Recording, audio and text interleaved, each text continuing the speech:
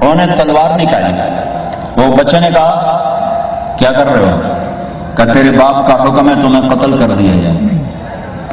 اس نے کہا کیوں؟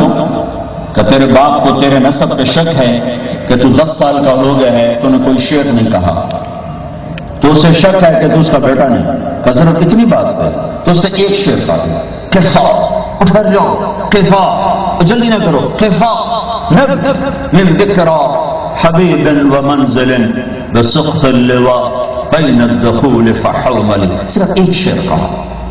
پھر بعد میں جب وہ شاعر بنا تو اس نے اسی پر 90 اشعار کا قصیدہ کہا۔ ففوضح فالمقرات لم يعفر اسمها لما نسجتها من جنوب وشمال ترى بعر الآرام في عرصاتها وقيعانها كأنه حب فلفل كأني غداة البين يوم تحمل لدى ثمرات الحي ناقف حنظلي وقوفا بها صحبي علي مطيهم يقولون لا تهلك أسا وتجملي وإن شفائي عبرة مغراقة فهل عند رسم دارس من معولي ففاضت دموع العين مني صبابة على النحر حتى بل الدمع محملي۔ اس کا نام بنا امرؤ القیس۔ وہ دونوں واپس آئے، کہنے لگے تو کہتا ہے یہ شاعر نہیں، یہ تو عرب کا آنے والا سب سے بڑا شاعر ہوگا کہ اس نے صرف ایک بیت میں وقف واستوقف بکا واستبکا ونعى المنزل والديار في بیت واحد، اس نے ایک بیت میں وہ کچھ کہہ دیا ہے کہ جو بڑے لمبے چوڑے قصیدوں میں کہا جاتا ہے۔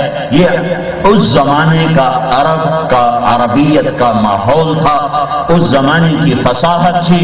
یہ 7 قصیدے لٹکے ہوئے تھے حرم شریف میں، اور انتظار تھا کہ اس سے کوئی اچھا کلام آئے گا تو اتارا جائے گا۔ میرے اللہ نے قرآن اتارا تو قصیدے اترنے شروع ہو گئے۔ امرؤ القیس مر چکا ہے، وراثت میں اس کی وارث اس کی بہن ہے۔ لوگوں نے کہا تو یہ قصیدہ اتار، تو قرآن نہیں سنتی محمد کا صلی اللہ علیہ وسلم۔ وہ کہنے لگی ابھی میرے بھائی کی ٹکر کا کلام نہیں آیا۔ پھر میرے اللہ نے ایک آیت اتاری، اس کو افصح آیت فی القرآن کہا جاتا ہے۔ سارا قرآن سارا ہی فصیح ہے، لیکن یہ ایک آیت قرآن کی سب سے فصیح آیت ہے کہ اس میں 19 الفاظ ہیں اور 21 بلاغت کی اقسام ہیں جو ایک انسان کے بس میں نہیں ہے۔ ایک آیت اتری، وقیل یا ارض ابلعی ماءک ویا سماء اقلعی وغیض الماء وقضی الامر واستوت علی الجودی وقیل بعدا للقوم الظالمین۔ اس آیت کو سن کر امرؤ القیس کی بہن نے کہا اس کلام نے میرے بھائی کے کلام کو توڑ دیا ہے، اور اس نے جا کر اپنا قصیدہ اتار دیا۔ کوئی 100 سال آگے تاریخ چلی گئی تو ایک شخص آتا ہے عبداللہ ابن المقفع، بہت بڑا عربی ادیب، مجوسی تھا، پر ایمان لایا، بحالت ایمان دنیا سے گیا۔ جب یہ مجوسی ہے تو اسے کہا گیا قرآن کی ضد میں، قرآن کے مقابلے میں کلام تیار کر۔ میں نے کہا 1 سال کا راشن، 1 سال کے لیے پیسہ، کتابیں دو، میں تمہیں تیار کر کے دیتا ہوں۔ 1 سال عبداللہ نے اپنے گھر سے باہر قدم نہیں نکالا سوائے حاجت بشریہ کے، اور وہ 1 سال لگا رہا اور اس نے کلام تیار کیا تھا۔ بس یہ کلام قرآن کی ٹکر کا ہے۔ اب وہ مطمئن ہو کر باہر نکلا، یوں گلی میں سے گزر رہا ہے، ایک گھر کی کھڑکی کھلی ہوئی ہے اور ایک بچی گلی کی طرف منہ کر کے قرآن پڑھ رہی۔ اب عبداللہ یوں گزرا اور بچی نے کہا وقیل یا ارض ابلعی ماءک، تو عبداللہ کھڑا ہوا، وَيَا سَمَاءُ اقلعی کانپنے لگا، وَغِيضَ الْمَاءُ وَقُضِيَ الْأَمْرُ وَاسْتَوَتْ عَلَى الْجُودِيِّ وَقِيلَ بُعْدًا لِلْقَوْمِ الظَّالِمِينَ۔ میں نے پھر ڈھونڈا، مجھے مدینہ میں ایک کتاب ملی جس میں 21 اقسام بلاغت نکالی لوگوں نے، یہ تو عبداللہ وہاں سے واپس ہوا، کہنے لگا میرے کلام کو تو چند جملے کھا گئے، تو میں سارے قرآن کا مقابلہ کیا کروں گا۔ واپس آیا تو سارا کلام پھاڑ پھوڑ کے پھینک دیا کہ اس کلام کا مقابلہ نہیں ہو سکتا، یہ میرے نبی کا قرآن ہے، یہ میرے نبی کی کتاب ہے، یہ ہماری کتاب ہے۔ دیکھو کہیں قیامت کے دن میرا نبی یہ نہ کہہ دے او یا رب ان قومی یہ ہیں اتخذوا هذا القرآن مہجورا، یہ گکھڑ والے وہی ہیں جنہوں نے میرے قرآن کو پس پشت ڈال دیا تھا۔ کہیں یہ تانا میرے نبی کی زبان سے نکلا تو ہم تو مارے گئے۔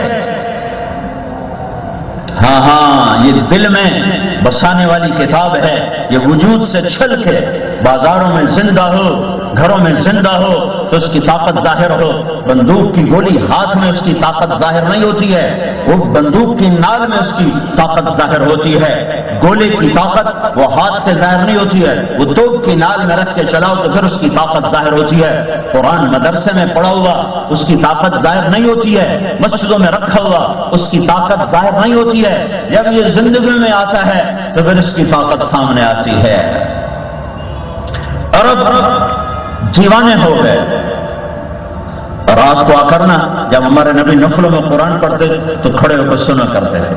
تو ایک رات عمر بن خطاب پردے کے پیچھے چھپے ہوئے، اللہ کے نبی کی عادت تھی حجر اسود کی طرف آ کر نماز پڑھتے تھے کہ قبلہ بھی سامنے اور بیت المقدس بھی سامنے، اس لیے دونوں کو سامنے رکھ کے نماز پڑھتے تھے۔ تو آپ پڑھ رہے تھے، عمر چھپے ہوئے اور میرا نبی کہہ رہا ہے الحاقہ ما الحاقہ وما ادراک ما الحاقہ كذبت ثمود وعاد بالقارعة فأما ثمود فأهلكوا بالطاغية وأما عاد فأهلكوا بريح صرصر عاتية سخرها عليهم 7 ليال و8 أيام حسوما فترى القوم فيها صرعى كأنهم أعجاز نخل خاوية فهل ترى لهم من باقية وجاء فرعون ومن قبله والمؤتفكات بالخاطئة فعصوا رسول ربهم فأخذهم أخذة رابية إنا لما طغى الماء حملناكم في الجارية لنجعلها لكم تذكرة وتعيها أذن واعية فإذا نفخ في الصور نفخة واحدة وحملت الأرض والجبال فدكتا دكة واحدة فيومئذ وقعت الواقعة وانشقت السماء فهي يومئذ واهية والملك على أرجائها ويحمل عرش ربك فوقهم يومئذ 8 يومئذ تعرضون لا تخفى منكم خافية فأما من أوتي كتابه بيمينه فيقول هاؤم اقرءوا كتابيه إني ظننت أني ملاق حسابيه فهو في عيشة راضية في جنة عالية قطوفها دانية كلوا واشربوا هنيئا بما أسلفتم في الأيام الخالية وأما من أوتي كتابه بالشمال فيقول يا ليتني لم أوت كتابيه ولم أدر ما حسابيه يا ليتها كانت القاضية ما أغنى عني ماليه هلك عني سلطانيه خذوه فغلوه ثم الجحيم صلوه ثم في سلسلة ذرعها 70 ذراعا فاسلكوه إنه كان لا يؤمن بالله العظيم ولا يحض على طعام المسكين فليس له اليوم هاهنا حميم ولا طعام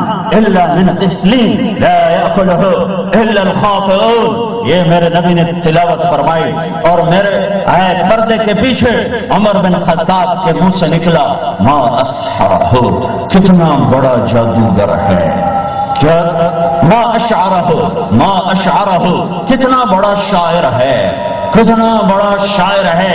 الفاظ ہیں کہ موتی، کلام ہے کہ بہتا ہوا دریا، گرتے ہوئے آبشار، گنگناتے ہوئے چشمے، کلام ہے کہ کیا ہے۔ مست ہو گئے، کہنے لگے ما اشعرہ، بڑا شاعر ہے۔ تو میرے نبی نے اگلی آیت اس وقت پڑھی فلا اقسم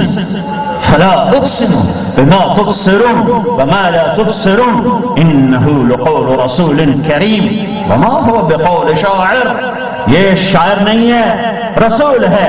تو حضرت عمر کو کرنٹ لگا، کہنے لگے ما اسحرہ، کتنا بڑا جادوگر، اتنی دور سے میری سرگوشی کو سن لیا۔ عمر نے تو منہ میں کہا تھا ماشاءاللہ، اتنی طاقت کلام میں، الحق ملحق، یہ نا وما ادراک ملحق، یہ سیوا قرآن نے تعارف، عرب اس کو نہیں بولتے تھے، ما افعلہ وافعل بہ، یہ تھے تعجب۔ For more videos, just click on hazratcity.com.